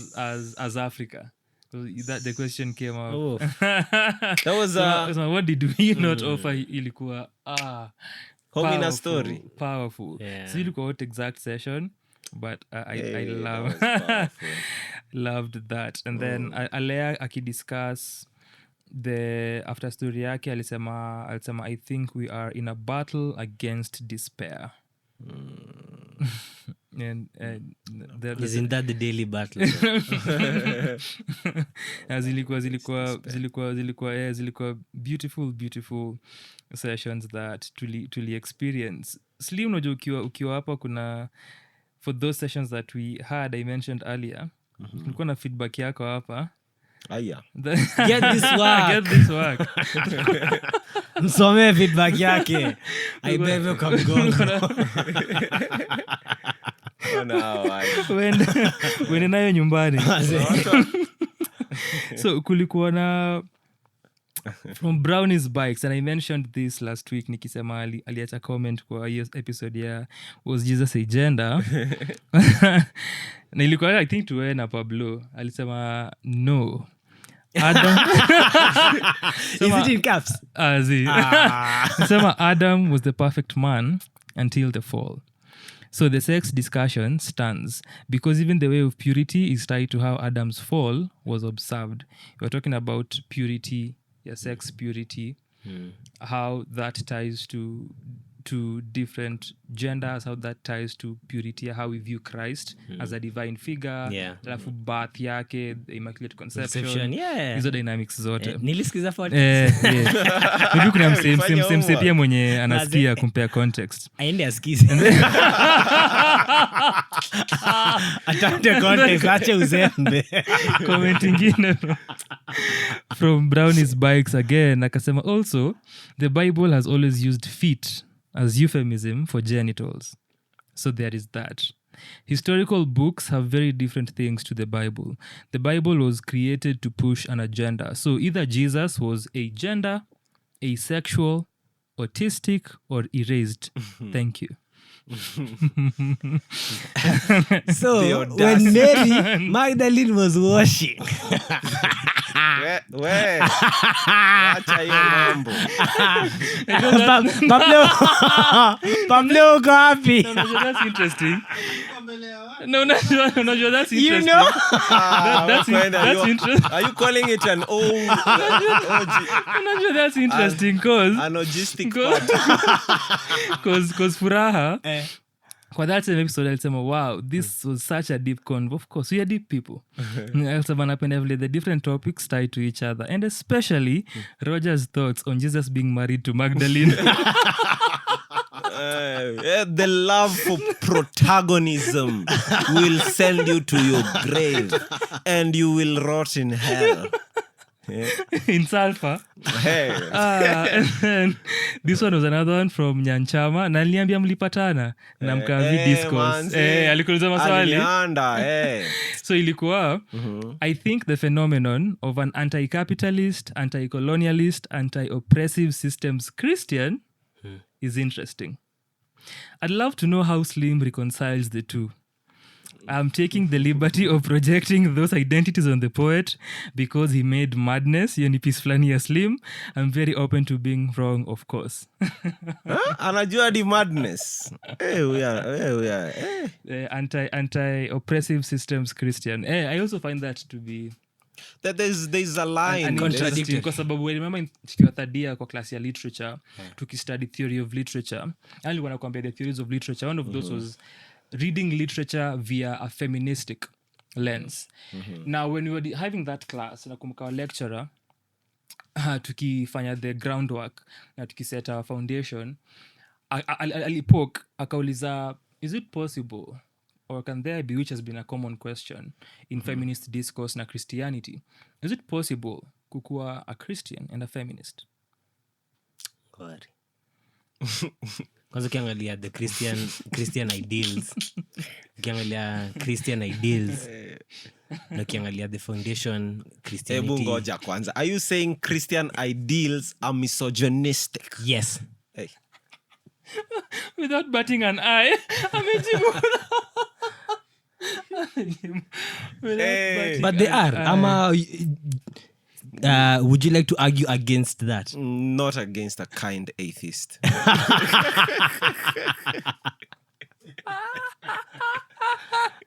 Yo.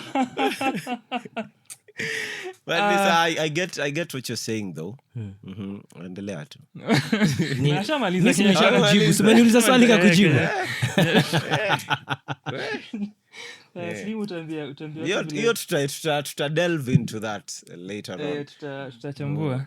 Kuna jamaa nilikuwa have na conversation anasema nachukia calligraph cause calligraph doesn't stand for anything sensible. Calligraph si mnoma, calligraph aongei. Nikamwambia mi spendi calligraph, but that's too much. At least disgrace him from a point of understanding and from a level of knowledge. Ni album gani ya calligraph umesikiza kwanza? You know, you can't say niambie nitajie album, niambie invisible currency. Niambie invisible currency. Nimesikiza hizo track na feel aongei truth, atupeleki. But you can't just say I stand for anything na haujamsikiza, haujampatia msingi. Hauna msingi yoyote. Huyu mwenye anaita Bible misogynistic aniambie verse Like Sasa unaona it's not on me, the burden of proof is not on me. Like unacheki like first of all mi Ni mimi kama ni atheist. atheism na religious belief. Yeah, the like, burden yeah. of proof ina Like mimi like I do not care to prove No, what that is the ngoja do not cut me off. I do not care to prove what a book that was written like long ago iko na so many editions imekuwa iko na King James version. Mbona iko na King James version? Mbona kuna version ile iko under a king like long ago? Unajua kuna very many iterations of the Bible, si ndio? True. Kuna very many translations of the Bible from its original language texts, yeah. Na kuna very many what's it called, insertions na excerpts that have been pulled out. Yes. Ukiangalia older versions of the Bible unapata kumbe kitabu iko na 30 verses lakini saa hii ingine iko na 15. Kwa nini? So you care. No, informed yako na msingi. mimi siko nje mse. So usiseme I'm not outside the club trying to get in. Yo, but it's naswati hizi vitu umechika vile unasema ati nijaribu kuprovia where the Bible inaonyesha it's misogynistic nature, like kama wewe hujasoma Biblia mimi siko hapa kukusomea juu mimi najua.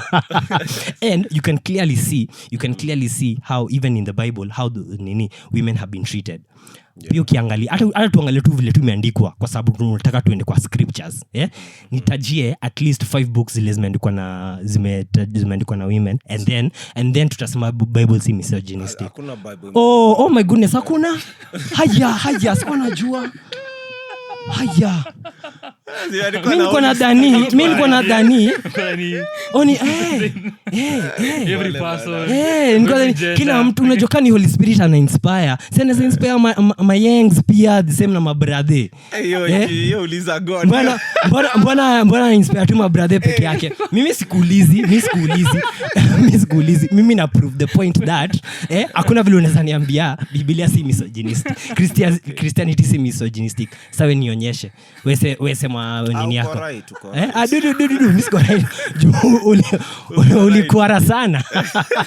Ulikuwa sana. Wewe wacha tu window utulie. Hata usiseme ni window nitulie kwa sababu like hii ni discussion tuna have, si ndio? Yeah. Like mimi nimekwambia mbona naona na umesema unaitikia lakini initially ulikuwa umesema like no missy you are almost against you can choose to see the Bible in whatever, like vile ulikuwa unasema tunaweza va lenses tofauti za literature. I can choose to see the Bible or to see God as a very insensitive power. Yes, nikivaa hiyo lens niangalie story a lot. Like why would you turn someone into a salt for just looking back, you know? Niangalie kuchoma Sodom and Gomorrah for example, the floods. But hizi ni vitu za faith. Hizi ni words zenye like Biblia yenyewe inasema thoughts za God ni tofauti as wide as the sky is from the earth. So neza choose kujaribu kutetea ama neza choose kujaribu ku make it sensible yet haiwezi make sense into the human eye, including myself. So neza sema even issues like God just choosing to kumwaga tu maji dunia mzima wasawa drown ndio ianze afresh, unaona, and then kusema ana regret, unaona, na ni God all knowing. So mimi nasema ni issue ya faith. Siwezi argue the moment najaribu kuput logic either to support or kufinyilia, I just remain human. So for me is Bible iko na lessons zake, iko na value yake, na mi napata grounding hapo. Mimi ni a lover of Christ na biblical teaching, but siji consider as a Christian, yeah, because again pia the Christian living and the Christian system niko so against it as an institution, but napenda sana how the Christ deity ina appear into the Bible, na I think hapo ndio mi niko. Yeah, that's the place yenye na come from, is sina power ya kuitetea because siwezi jua kama ni right, siwezi jua kama niko wrong, but from a human eye niko na maswali, but siwezi chukua hizo maswali ku disregard. Kulikuwa na story fulani ya father fulani wa Ruai alidedi in very controversial circumstances. Ilikuwa kwa news. Alipatikana kwa lojo. Alikuwa na dem fulani wenye ni kahaba, walienda ku have a good time and then kapatikana amededi. So alikuwa na bonga, manze father father tena alikuwa anaonja chini ya maji. Story. Nilichekio feature. Ilikuwa crazy until nikamit mse mwenye alikuwa anajua huu father personally, unaona. And then nika notice manze wase wote walimjudge for that one deed. Yeah, and uni mse mwenye ali give his life to the service of the community. Ali help so many people to a point, mazishi yake there were over 3,000 people who just came up to say manze umse alikuwa mse mpoa, alikuwa mse great, but the world itakujudge na hiyo kitu moja. And I also just don't blame the world. Hiyo ndio perspective yenye wali choose kumwangalia nayo, na pia walikuwa tu right. So subjective experience and subjective perception. Yeah, the Bible can be holy and the Bible can be a storybook, just depending on how and who is reading it. So unachiki subjectivity. So unachiki hii story ya religion na belief na scripture. Juu kuna very many scripture, si ndio? Kuna katsemeka, would you consider the Bhagavad Gita nini scripture? I read it. I find it. I haven't asked you if you read it. Nimekuuliza, would you consider it scripture? Like God sent and God given. Whichever way you'd like to describe scripture. I do. And I even consider nikajua kusoma Quran. I would really love to know how to read Arabic. But I want from the point of when I look at them as scriptures or literature that is written from a lot of wisdom. That's because nikisoma nitwa Bhagavad Gita. Yes, even the zile kidogo zenye tumepatiwa na Hare Krishna, I've actually read them, and when I read them I find a lot of wisdom from them, and I feel it's something that I can learn from. Na feel we can in a way just find nourishment from all these books of spirituality or books of faith. I think in a way, in a sense, they somehow try to teach something just about us as a humanity, making our lives and our world better. The problem just usually comes in interpretation. And now we decide, I think ours is superior and yours is not as superior. So nyinyi wengine ni makafiri, ama au wengine wakona tu prophet, they don't praise the living God, ama au wengine wana worship ng'ombe, unaona, which we don't consider sacred, ama au wengine wanaabudu a mountain which does not have life. But then ukiangalia hizi scriptures zenye zimeandikwa, they can actually just make this world a better place. Na pia it just makes me smart in a way, in just learning how to interact with the different levels and different placements of the society. Una point tulikuwa nayo, unaweza tukimalizia actually. Una point kumuuliza hiyo story ya scripture. You can delve into that tukimaliza. Nilikuwa namuuliza tu kwa sababu unachikika like na feel easy like to me, I don't feel as much as kuna scripture and kami I've been raised in the Christian way, Presbyterian, like naweza sema hata for 20 years nilikuwa naifuata, yeah. And it's not that I don't believe in God, ni vile tu na feel the concept of God, first of all, cannot be like, I cannot presume to know the heart of God, and I do not feel like anyone can presume to know the heart of God. True.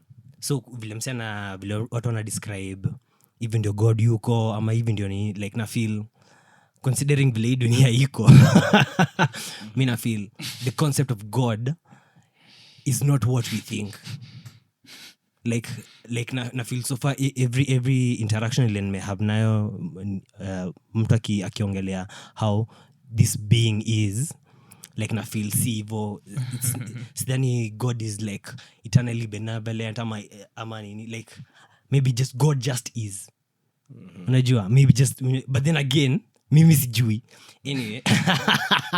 Well, with that nini like na unakaa Biblia hata ukiangalia in literature, there's a lot of literature ile unaweza soma na get wisdom, get kindness, get enlightenment. Nata nikisema hivi, I'm even just mentioning like what I'm picturing in my mind is just fiction. Like that is just from fiction. So like as much as unaona the way people wanna lean on the Bible to even these are the tenets, these are the nini, these are things I feel should be done away with, like religion as a, but na get the sense of communion that and fellowship that humanity has a need for. Jota mimi like ka feel what we're having is like a sort of communion. Because tunakaa chini tuna share ideas zetu, tuna yes tuko na debate lakini pia tuko na moments of elation, unajua kuna moments of tumetulia kidogo, tuna of deep thought, unajua like iko na its ups and downs, na pia tuna kwa carried in those moments, na pia hata even after today ni kitu unachikika kutoka church, hiyo feeling kuna ka feeling mu get kutoka kuongelea nini ile nimekaa chini, you know. And I know as humans we have that need, but hii maneno ya manini burn everything down. Not really, but yes, you know. Like not really, but yes.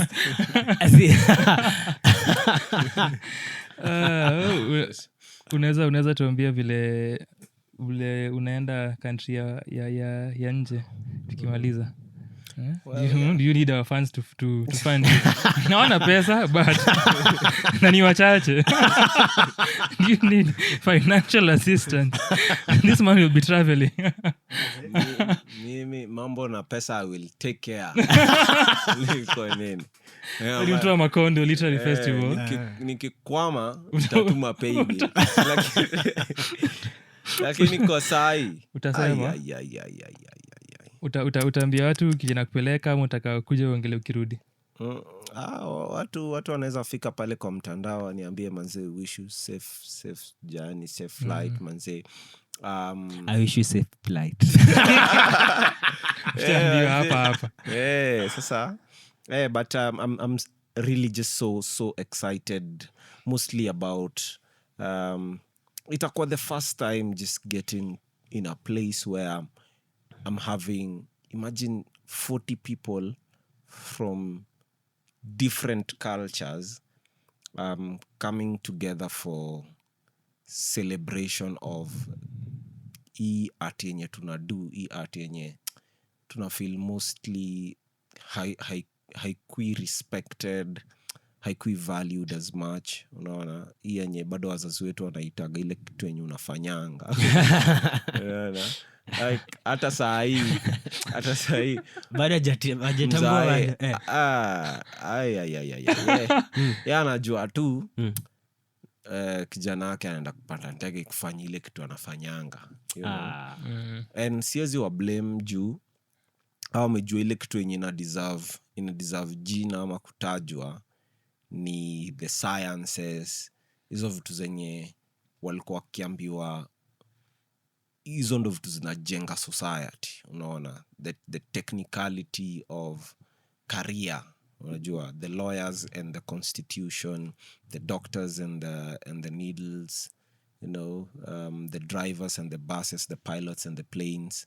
Acha cut off tu kidogo. Interesting umesema hizi vitu zinajenga society na like ka art vile like art is like a major pillar of society. Na hata ukiangalia like wazazi wetu like tuki grow up like when they were in their heydays like mamziki ndo alikuwa anacheza wanafurahia, unajua like like hiyo lakini ukimwambia atakuwa ingia into the arts how sorry continue. And I think hapo ndio place yenye wana lose ni akienda kujibamba haoni kama you ni a core thing.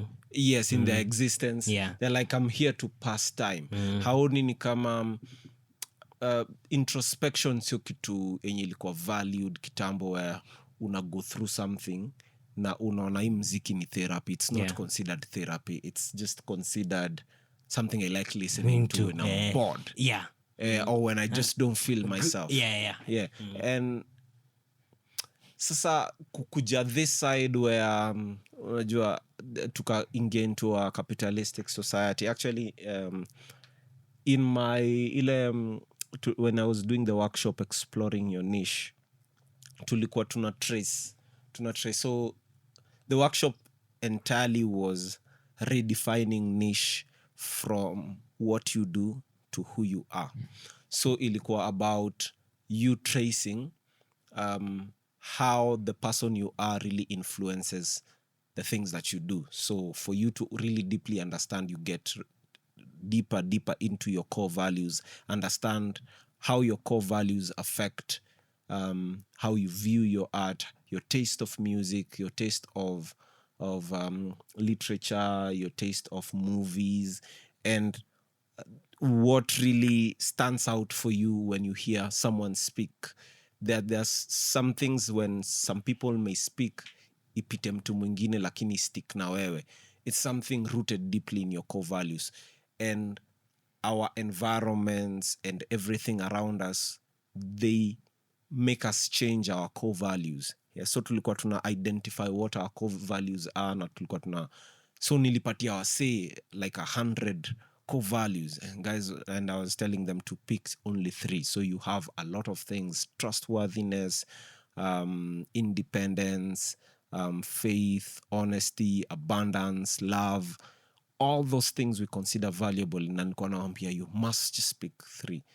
Na so walikuwa wanashindwa, but then something came up in the class. Kuna mse akasema, if you really want to know your deepest core values, is look at that, imagine yourself at your most vulnerable point or at your most chaotic point, and in this case choose death. You're on your deathbed.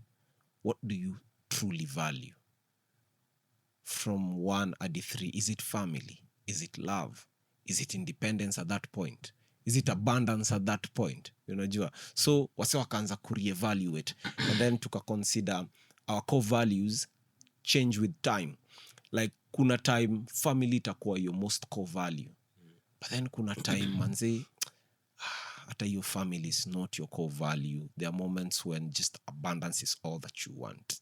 You know, there are moments when you want to put everything aside. Wala wase wenye wanaacha family zao, wanaenda kutafuta do kabisa completely. At that point it's abundance first. That's the only thing that can ground me and my family and everything.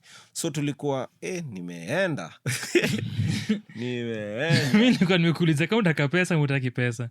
Ya flight wewe ukaanza hiyo tutaongea siku nyingine. Sasa sitaki pesa.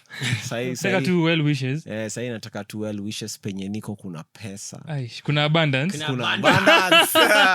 Kuna bunda. So nitashare hizo my experiences. I just hope nipate Kenya nafia sana ni itakuwa competition, na competition inafanyaga wasi wanakuwa si wao, unaona. And ile interaction inakuwa bit budo unanipima Unanisize. unanisize na mi nataka tu kujua kwenyu ni nini. I'm curious considering it's a spoken word poetry competition na like more na unless wale poets ni interact now even like during competitions na nini like wale ni poets wale ni merank Tumalize hii conversation. ukua like hakuangi na hiyo mentality ya hata kama ndio umekuja compete haikuangi ile ya I want to beat you because I hate you ama nini like unajua ni ile first and foremost they're here to express themselves and they are very open to like ku just sit down to open themselves up to each other like as artists. So I'm hoping pia ukienda or itakuwa hiyo competitive ile usiniongelesha ama hiyo vile tunasema kupimana. Yeah, I mean, what changes this particular competition in that sense is tukipatana huku, tukicompete is puto utani beat, next time tutapatana tena, unaona. But it could be just one chance in a lifetime, unaona. Slim Shaka akikosa kushinda, for example, ni responsibility, ni courtesy tu, aruhusu mtu mwingine aende next year ama the years after. Itakuwa selfish Slim Shaka akurudi aseme nataka compete na wase tena nirudi huko. So kila mse from their country ana feel the need ya take your pride back home. So kila mse akona hiyo pressure, especially in Africa compared to European. They're like, oh my God, I'm already a winner. Me just making it to this platform, I'm already a winner. Mo Africa, you know, like your home already tells you we don't recognize what you do. Kile unafanya. Europe appreciates art more than here. Kama there's one journalist who reached out telling me alikuwa anaongea, ye already ananiongelesha as a career person. It's like how do you make a living, like already kwa mind yake is I'm earning a lot, nikomboka because yeah, even ndio situation yao iko.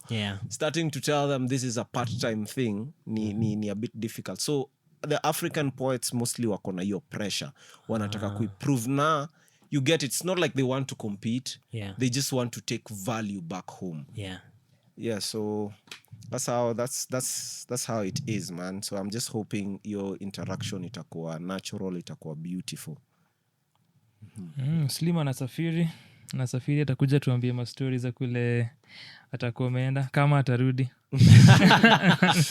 Anaweza sema hii ndio path yangu ya kuomoka na the beaches have carried me away. Naweza na disappear. Kila la heri Slim, tutakuja tupigie mastori tuambie vile kulienda. Shukran sana kwa kusikiza. The last time tulikuwa tunasikiza, now that our engineer kona jazi fulani hapa. The person whom we were with for our previous recording before our 8th episode, hiyo siku tukirekodi hiyo Monday, the previous day, walikuwa wamepigwa na hii team. Okay. 3-1. Wale watu jana wamepigwa ngapi? Mambo ni matatu na Brighton. Same story. So na Roger na Abe ni watu wa mani. Ndo maana wako hapa. Pride iko chini, below sea level. But shukran kwa kusikiza. Like the video, rate the podcast, acha ka comment, do whatever it is that unaweza fanya platform huko, na tutashukuru sana. Shukran for listening to another episode of the Tunado podcast. Asante to Slim for joining us. Until the next one.